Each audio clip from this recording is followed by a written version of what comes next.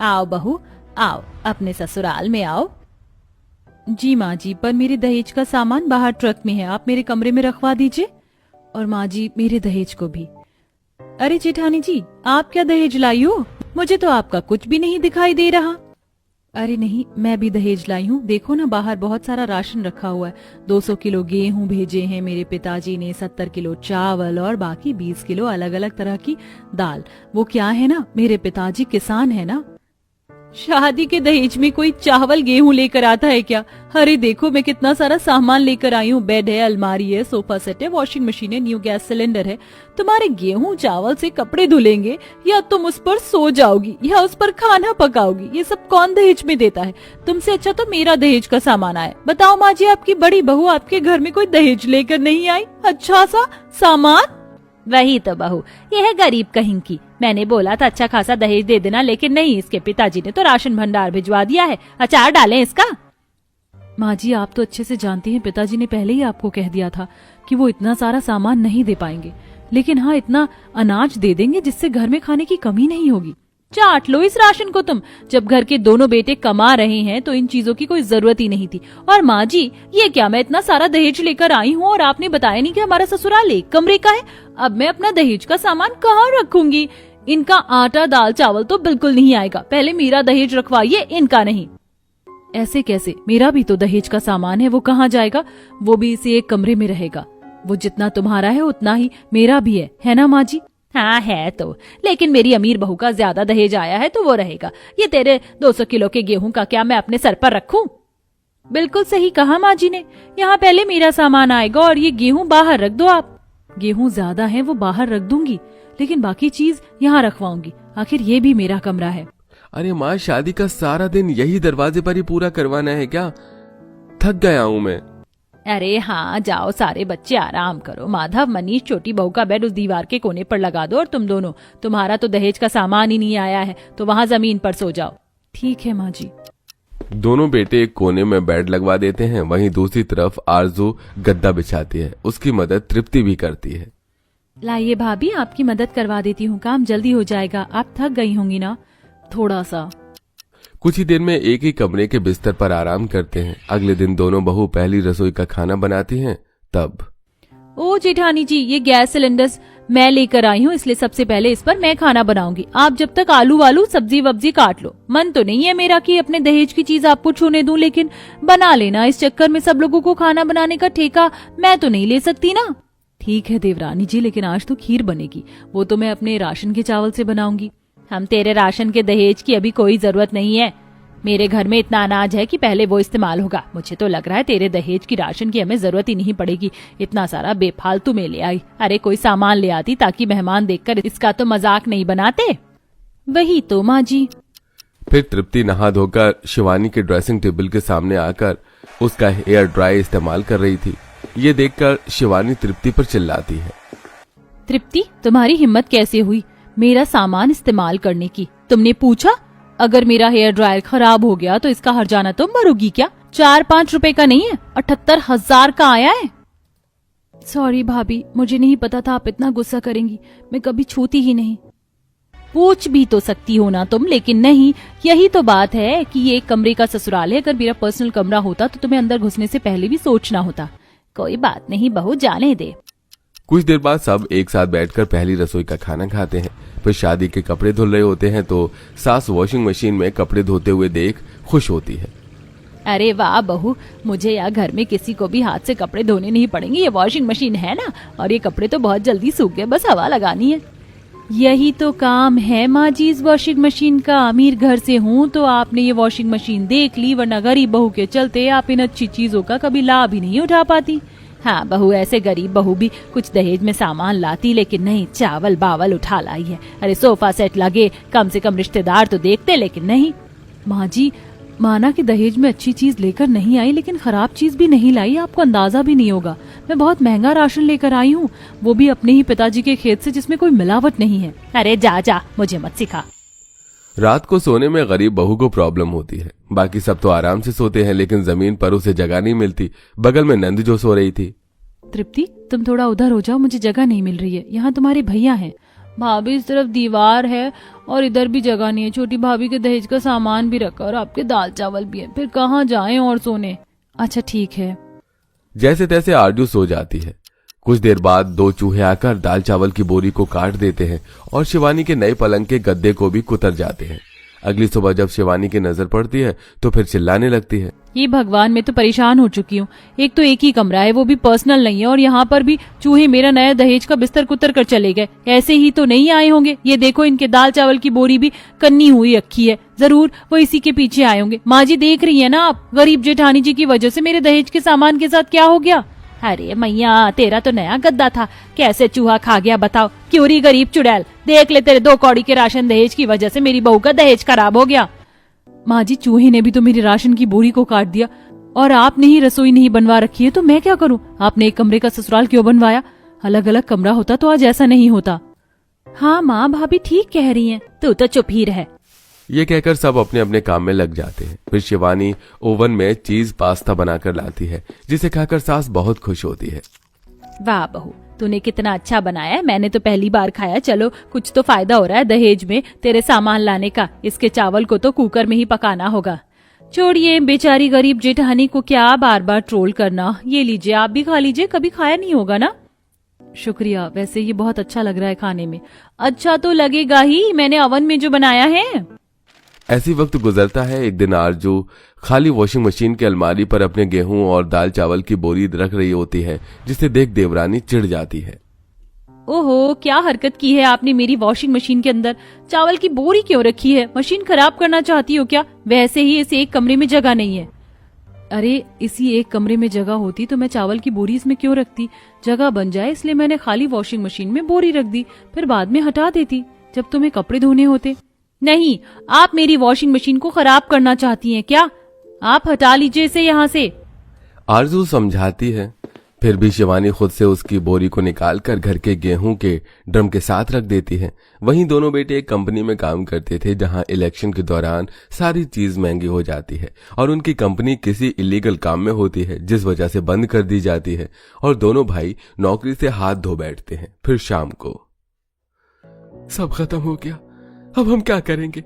घर का खर्चा कैसे चलेगा? जिस कंपनी में थे उस कंपनी का नाम सुनकर तो हमें इतनी जल्दी काम भी नहीं मिलेगा, क्योंकि एक्सपीरियंस हमें इस कंपनी का है, पर हमने तो कुछ गलत नहीं किया था ना। हाँ भैया, समझ नहीं आ रहा घर वालों को कैसे बताएं। क्या हुआ बेटा, क्या बताना है? तुम दोनों बहुत परेशान हो। माँ, भैया और मेरी नौकरी छूट गई है। इलेक्शन की वजह से सब बर्बाद हो गया और अब तो हमारी नौकरी भी नहीं रही, तो घर का खर्चा कैसे चलेगा ये भी नहीं पता। क्या? ये तो नहीं होना चाहिए था। आप कहीं और देखना, हो सकता है कहीं नौकरी मिल जाए। हाँ, कोशिश तो करेंगे। हफ्ता गुजर जाता है, दोनों भाइयों को कहीं भी नौकरी नहीं मिलती और घर का खर्च चलाने के लिए अब आरजू का दहेज का राशन लाया जाता है। उसी के ही दाल चावल बनते हैं और बहू गेहूं को पीस कर घर में रोटी बनाती है। जब एक दिन शिवानी फिर से अपने दहेज के सामान पर इतरा रही होती है, तब नंद, बस करो भाभी, बड़ी भाभी को आप कितना सुनाओगी। अरे, उन्होंने यहाँ पर अपने 2 चावल की बोरी ही तो रखी थी, बाकी उनका सारा सामान बाहर है। अब तो शर्म कर लीजिए, घर में खाने पीने को कुछ नहीं है, हर तरफ महंगाई हो रही है। आपको पता है 1 हफ्ते से हम कैसे खाना खा रहे हैं? आरजू भाभी के दहेज का राशन। अगर वो नहीं लाई होती तो इस वक्त घर में 10,000 रुपए सिर्फ राशन पर खर्च होते। शुक्र कीजिए 6-7 महीने तक हमें राशन खरीदने की जरूरत ही नहीं है।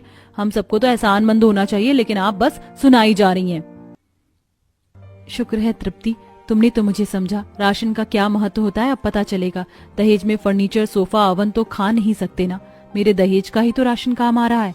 सही बोला। और तू बहू, तूने आज तेरे दहेज में हम सबके 6-7 महीने की मुश्किल हल कर दी। हाँ, जब तक हम कहीं नहीं नौकरी भी ढूंढ लेंगे। जेठानी जी, मुझे माफ कर दीजिए, इतने समय से मैं आपको कुछ भी बोलती रही। अब से मेरे दहेज का सामान आप भी इस्तेमाल कर सकते हैं। तुमने इतना कह दिया, यही बहुत है। इसके बाद मुश्किल समय में दहेज का राशन इस्तेमाल में लाया जाता है। 3 महीने बाद दोनों बेटों को नौकरी मिल जाती है और धीरे धीरे परिस्थिति फिर से ठीक होने लगती है। अरे कोमल, खाना बनाया या नहीं? बहुत जोरों की भूख लगी है, जल्दी से लेकर आओ ना। ये लीजिए, आज मैंने रोटी के क्रिस्पी रोल बनाए हैं। रोटी के रोल? ये तुमने कैसे बनाए? बस बना लिए। आपकी कोमल बहुत टैलेंटेड है, खाकर बताइए ना कि कैसा बना है। ये तो बहुत ज्यादा टेस्टी है। हेल्दी के साथ साथ भरपूर टेस्ट भी है, इसलिए तो मुझे ये काफी पसंद आया। अब से तुम हर संडे मेरे लिए यही बनाना। मुझे पता था कि आपको ये जरूर पसंद आएंगे, इसीलिए तो मैं आपके लिए हमेशा ऐसी अलग अलग चीज बनाती रहती हूँ, वरना वही बोरिंग रोटी चावल खाकर तो हर कोई खाने से ऊब जाएगा। कोमल को खाने में एक्सपेरिमेंट करने का काफी शौक था। अक्सर कोमल डेली में जो भी खाना बनाती उसमें कोई ना कोई एक्सपेरिमेंट कर दिया करती। कोमल अपने पति आलोक के साथ शहर में अकेले रहा करती थी। घड़ी में सुबह के 5 बज रहे थे। दोनों ही गहरी नींद में सो रहे थे कि तभी उनके घर की डोर बेल बजती है। इतनी सुबह सुबह कौन आया है? अभी तो दूध वाले का भी आने का समय नहीं हुआ है। आलोक, आलोक, ये भी गहरी नींद में सो रहे हैं। लगता है मुझे ही उठना पड़ेगा। कोमल जैसे ही घर के डोर के पास जाकर उसमें बने शीशे से हॉल से बाहर देखती है तो उसे 3 लोग खड़े नजर आते हैं, जिन्होंने मुंह को कपड़े से ढक रखा था और उनके पास ढेर सारे बोरे भी थे। ये देख कोमल काफी डर जाती है। हे भगवान, ये सुबह सुबह हमारे घर पर कौन आ गया? कहीं ये लोग चोर तो नहीं है? अब मैं क्या करूं? कोमल भागते हुए कमरे में जाती है और आलोक को जगाकर सारी बात बता देती है। सुनिए जी, मुझे तो बहुत डर लग रहा है। अब हम क्या करेंगे? परेशान मत हो, मैं देखता हूँ। आलोक स्टोर रूम से एक बड़ा सा डंडा उठा लेता है और डरते डरते घर का दरवाजा खोलता है। आलोक उन लोगों पर वार करने वाला होता है कि तभी, अरे ओ बुड़बक, अब अपने पिता पर हाथ उठाएगा तू? शहर आकर सारी तमीज भूल गया है क्या? अरे इतनी कड़क आवाज, ये तो मेरे पिताजी की आवाज है। वो लोग जैसे ही मुंह पर से कपड़ा उठाते हैं तो आलोक के हाथ से डंडा छूटकर गिर जाता है। दरअसल ये लोग कोई और नहीं बल्कि आलोक के ही घर वाले थे। आलोक कोमल जल्दी से अपने सास ससुर के पैर छूकर उनसे आशीर्वाद लेते हैं। माँ, बाबूजी, सुहानी, आप लोग ऐसे अचानक? सब ठीक तो है ना? हाँ बहू, सब ठीक है, लेकिन तुम दोनों को क्या हुआ इस तरह डंडा लेकर? शहर में मेहमानों का घर में स्वागत का कोई नया रिवाज चला है क्या? अरे नहीं पिताजी, वो इतनी सुबह सुबह घर पर भला कौन आ सकता है? ऊपर से आप लोगों ने अपना चेहरा भी छुपा रखा था तो हम डर गए और हमें लगा कि शायद कोई लुटेरे घर में घुसने की कोशिश कर रहे हैं। नहीं भैया, हम जैसे ही रेलवे स्टेशन पर उतरे तो इतना प्रदूषण आपके शहर में खास खास कर सीने में दर्द हो गया, इसलिए हमने मुंह ढक लिया था। अब सभी घर के अंदर आते हैं। कोमल जल्दी से कपड़े बदलकर अपने सास ससुर और नंद के लिए शहरी नाश्ता बनाती है, जिसे देख, अरे बहू, तूने ये क्या बना दिया? ये क्या लेकर आई है तू नाश्ते में? मैंने आप लोगों के लिए काफी हल्का नाश्ता बनाया है। शहर में हम सभी ऐसा ही नाश्ता करते हैं। ये ब्राउन ब्रेड, जूस, फ्रूट और केलॉग्स है। ये शहरी नाश्ता हम लोग नहीं पचा सकते हैं। हमें तो अपने गांव का देसी खाना ही चाहिए। एक काम कर, तू गर्मा गर्म चावल और साथ में दाल और आलू का चोखा बना ले। माँ जी, पिताजी, सुबह सुबह नाश्ते में दाल चावल और चोखा कौन खाता है? बहू, हम खाते हैं, हम देसी बिहारी हैं और हमारी तो दिन की शुरुआत ही चावल से होती है। लेकिन माँ जी, हम लोग तो बिल्कुल ना के बराबर चावल खाते हैं और मेरे ख्याल से शायद रसोई में चावल भी नहीं है। अरे बहू, इतनी सी बात, रुक मैं अभी आता हूँ। महेश, माधवी और सुहानी गांव से अपने साथ जो ढेर सारे बोरे लेकर आए थे, उन बोरों में कम से कम 15 किलो चावल था, जिसे लाकर वो रख देते हैं। और अब कोमल उन बोरों में से चावल निकालकर सभी के लिए सुबह सुबह दाल चावल और चोखा बनाती है। बहू के हाथ में स्वाद तो है, कितना बढ़िया दाल चावल बनाए हैं बहू ने, मजा आ गया खाकर। हाँ, साथ में खट्टा मीठा आम का अचार होता तो क्या बात थी। भाभी, चावल तो खत्म हो गए हैं और मुझे और भूख लगी है, थोड़े चावल और बना दो ना। कोमल रसोई में जाती है और एक बार फिर बोरे के अंदर से चावल निकाल कर बनाने लगती है और इस बार भी चावल हाथों हाथ ही खत्म हो जाते हैं। बहू, क्या बार बार थोड़े थोड़े चावल बना रही है? ठीक से पेट भी नहीं भर रहा है, एक बार में ढेर सारा चावल बना देना। कोमल की रसोई में काफी छोटे छोटे बर्तन थे, जिसके चलते उसे बार बार चावल बनाने पड़ रहे थे। अब तक कोमल 7 से 8 बार चावल बना चुकी थी। कैसे लोग हैं ये, इतनी बार चावल बना दिए लेकिन इन लोगों का पेट नहीं भरा। गांव के लोग क्या इतना ही खाते हैं? अब जाकर नाश्ता हुआ है। चलो, मैं तो अब शहर पर जा रहा हूँ। दोपहर के खाने के वक्त ही लौटूंगा। सबके नाश्ते के बाद कोमल बर्तन उठाकर सिंक में रख देती है और तभी वो देखती है कि उसके ससुराल से आए हुए 10 बोरे चावल के बजाय 5 बोरे ही चावल बचे हैं। हे भगवान, मेरे ससुराल वालों ने 5 बोरी चावल चट कर दिए और मुझे पता भी नहीं चला। अच्छा हुआ कि घर में चावल थे, वरना मुझे तो राशन की दुकान के कितने चक्कर लगाने पड़ते। नाश्ते के बाद भी कोमल को अपनी ससुराल वालों के लिए चावल ही बनाने पड़ते हैं। आप लोग इतना चावल कैसे खा लेते हैं? अगर मैं एक वक्त चावल खाऊं तो बाकी के 2 वक्त तो मुझे रोटी चाहिए। अरे बहू, चावल तो हम लोगों की जान है, जान। हम लोग चावल खाए बिना एक दिन भी नहीं रह सकते। भाभी, हम तो मांस, मछली, सब्जी सबके साथ ही चावल चाहिए। ससुराल वालों के लिए चावल बना बनाकर कोमल की हालत खराब हो चुकी थी। तीनों वक्त कोमल को बार बार ढेरों बर्तन में अपने ससुराल वालों के लिए चावल बनाने पड़ते थे। आलू गोभी की सूखी सब्जी बना रही हूँ, लेकिन इसके साथ भी इन लोगों को चावल खाने। दिन में तकरीबन ये लोग 5 बोरे चावल तो खा जाते। राशन वाला भी क्या सोचता होगा, उसकी दुकान का सारा चावल तो हम ही लोग खरीदने लग गए हैं। घर में छोटे बर्तन होने की वजह से कोमल को बार बार अलग अलग बर्तन में चावल बनाने पड़ते थे, जिससे परेशान होकर कोमल अब अपने घर के बाहर आंगन में एक बड़ा सा ईंट का चूल्हा बनवाती है और उस पर एक 5 किलो का बर्तन लाकर रख देती है, जिसमें वो एक साथ ही अब अपने ससुराल वालों के लिए 5 किलो चावल बनाती है। क्या हालत हो गई है मेरी शहर में रहकर गांव की लड़कियों की तरह। इतने बड़े बड़े चूल्हे पर खाना बनाना पड़ रहा है। मुझे तो बिल्कुल हलवाई वाली फीलिंग आ रही है अंदर से। कोमल को इस तरह आंगन में बावर्ची की तरह चावल बनाता देख उसके पड़ोस में रहने वाली सहेलियां उस पर हंसने लगती हैं। अरे पल्लवी, कोमल को तो देखा, इसने कब से बावर्ची का काम शुरू कर दिया। अरे कोमल, तुमने बावर्ची का काम शुरू कर लिया और हमें बताया भी नहीं। परसों हमारे घर पर सत्संग होने वाला, उसका खाना बनाने का ऑर्डर हम तुम्हें दे दे क्या? बस अब यही रह गया था, बची कुची इज्जत भी चली गई। अरे आलोक बेटा, लगता है आजकल मेरा शुगर बढ़ गया है। आते हुए मेरे लिए दवाई लेना। मैं तो कुछ मीठा खाता भी नहीं हूँ, फिर भी न जाने मेरा शुगर लेवल कैसे बढ़ गया। दिन भर 5 किलो चावल ठूसते हो और कह रहे हो कि शुगर लेवल कैसे बढ़ गया। ये तो वही बात हो गई कि उल्टा चोर कोतवाल को डांटे। 1 से 2 हफ्ते के अंदर ही कोमल का दिमाग काफी ज्यादा खराब हो जाता है, इसलिए अब अपने ससुराल वालों को वापस गांव भेजने की नई नई तरकीबें निकालती है। इस दुकान पर तो इतने अलग अलग तरह के चावल हैं, कुछ अच्छी क्वालिटी के हैं, कुछ लो क्वालिटी के। काम करती हूँ, लो क्वालिटी के लेकर चलती हूँ। अब तो इसी से ही इन्हें सबक सिखाना पड़ेगा। कोमल लो क्वालिटी के कंकड़ पत्थर वाले चावल लेकर आती है, जिसका पहला निवाला खाते ही सबके मुंह में कंकड़ आ जाते हैं। भाभी, क्या आज आपने चावल साफ नहीं किए थे? चावल में कितने कंकड़ हैं। क्या करूँ सुहानी, मैंने तो 1 घंटे तक बैठकर चावल साफ किए हैं, लेकिन फिर भी कंकड़ पत्थर रह गए। क्या करें, यहाँ की दुकान वाले ऐसे ही चावल देते हैं। ये क्या बहू, आज के चावल कुछ ज्यादा ही नहीं पक गए हैं, बिल्कुल हलवे जैसे लग रहे हैं खाने में। अरे बाबूजी, मैंने भी दुकान वाले से कंप्लेन की थी, लेकिन वो चावल ऐसे ही लेकर आ रहा है। कल से मैं थोड़ा कम पानी डालकर बनाऊंगी। कोमल जानबूझकर हर रोज चावल बनाने में कोई ना कोई गलती कर रही थी, जिसके चलते उसके ससुराल वाले काफी परेशान हो रहे थे। इन चावलों में तो कुछ स्वाद भी नहीं आ रहा, मेरा तो जी सा उठ गया इन चावलों पर से। मैं भी कब से यही कह रही हूँ, आप लोग जो गांव से चावल लेकर आए थे वो भी कब के खत्म हो गए। अब क्या करें? बिना चावल के इन तीनों का ही गुजारा काफी ज्यादा मुश्किल से हो रहा था, जिसके चलते अब वो सब 3 हफ्तों में ही वापस गांव जाने के लिए टिकट निकलवा लेते हैं। अरे पिताजी, आप तो 2-3 महीने के लिए आए थे, तो इतनी जल्दी क्यों जा रहे हैं? अरे नहीं बेटा, अब शहर से जी भर गया है, और ऊपर से यहाँ के चावल।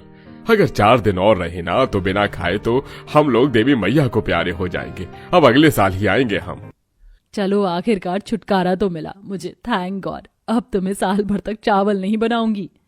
कोमल के गांव से आए ससुराल वाले वापस चले जाते हैं और अब कोमल भी अपने ससुराल में सुकून की सांस लेती है और पहले की तरह ही नॉर्मल रोटी सब्जी बनाती है और अपने पति के साथ हंसी खुशी जिंदगी जीती है।